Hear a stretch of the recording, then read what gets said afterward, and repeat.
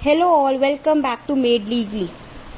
This is the ongoing series on mains answer writing and this is the third part of the same. Now we have already dealt with the simple bare act basic questions in the earlier lectures. Now in this part we'll be dealing with an analytical question, and as you can see this has been already asked in your Haryana Judicial Services. So the question before you is related to Hindu law. So it is, if a widow before the adoption of son parts herself with the property or sells off thereby, so can the adopted son claim back the same? अब एक आपको facts दिए हुए हैं कि एक window है जिन्होंने बिफोर द अडॉप्शन अपनी प्रॉपर्टी को सेल ऑफ कर दिया है. क्वेश्चन ये है, क्या अडॉप्टेड सन क्लेम कर सकता है राइट्स ऑन दोज प्रॉपर्टीज? अब इसके लिए आपको old Hindu law and modern Hindu law दोनों पे ही बात करनी पड़ेगी. There is a change in the trend, or you can change in the interpretation, and that is why this question becomes very important. कुछ लोगों को लग सकता है, कुछ बच्चों को ये लग सकता है कि अरे यार ये क्या पूछ लिया. अब लॉजिक्स प्लस लॉ का अप्लाई करना है. सिर्फ लॉजिकली आप नहीं कह सकते कि यार ऐसा होना तो नहीं चाहिए, तो नहीं कर सकता. And never ever start with your reasoning. Never start with your final answer. Never start with yes or no. No, never. I have already told you in the previous lectures that you need to give the introduction and the conclusion. If you don't write those things, the answer looks incomplete, it looks vague. So starting with the introduction, whereby we'll be going ahead and explaining the old Hindu law. That is, it is according to the doctrine of relation back. If a Hindu widow adopts a son after the death of her husband, तो माना ये जाता है कि जो सन adopted हुआ था वो on the death of the husband हुआ था. ठीक है, रिलेशन बैक. डेथ के बाद क्यों ना अडॉप्ट किया हो, पर माना जाएगा कि on the date of the death of the husband the son was already adopted and thereby he has all the rights into the your estate of the husband, और you can say the adopted father. Understood? So over here, the son will be having rights in the father's property according to the doctrine of relation back.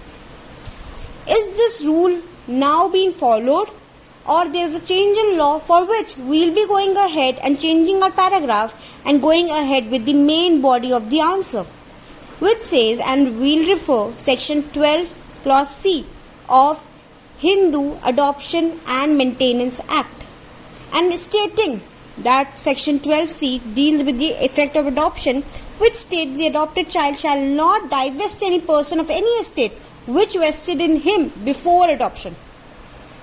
According to old Hindu law, we will follow the doctrine of relation back, but to give the effects of the adoption, we will be dealing with 12C, whereby even if the child has been adopted after the husband's death, still he will have the right, but that right is very limited right as to the estate of the father.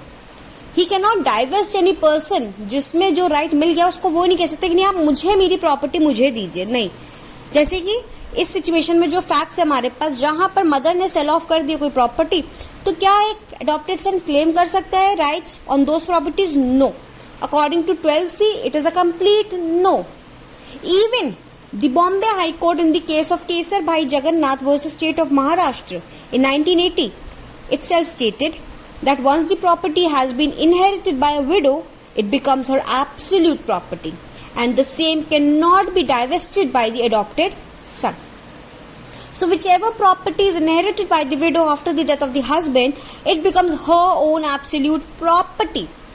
Now if this widow wants to give that property to the son, that is okay, but according to 12C, adopted son has no right to divest her from her right, and the same has been reiterated या दोहराया गया, इसी चीज को upheld किया supreme court ने 1986 in case of Dinaji and others versus Dadi and others.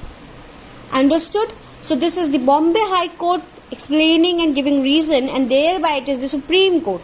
Now after giving all the explanation, जैसे मैंने यहाँ पर मेन बॉडी इसको बनाई है, आप इसके बाद नीचे पैराग्राफ चेंज करके जो क्वेश्चन पूछा गया है Can this be done? Now you will write the facts in your own words and try to explain it.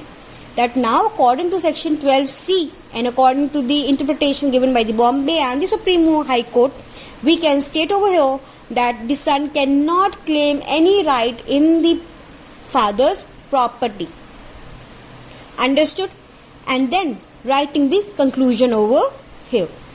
By this you'll end it. Question कितना ज़्यादा डिफिकल्ट लग रहा था कि अरे यार क्या क्या लिखना है, बट सी कुछ ज़्यादा नहीं लिखना था, सिर्फ 3-4 paragraphs and we have ended with our answer.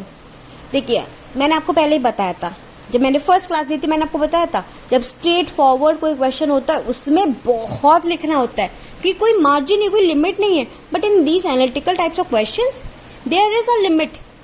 एक ही हमको आंसर को फॉलो करना है. This is the question, we need to answer it. Other than that we don't need to do anything. And that is why this becomes very important and very easy to do. But इसके लिए ना आप घुमा फिरा कर नहीं लिख सकते. अगर आप 12C ऑफ हामा को नहीं रेफर कर रहे तो even if you are writing it आपको हाफ मार्क्स ही मिलेंगे, क्योंकि मेन बेसिक्स ये लॉ को रेफर करना है. हम लोग एक स्टैट्यूटरी लॉ को फॉलो करते हैं तो हमको उसको रेफर करना ही पड़ेगा. Make sure you have an habit of referring the laws in your answers. You're not simply writing it down. Don't just simply justify your answer, rather than just make it sure कि वो supported by the provisions and the case laws हो. ठीक है?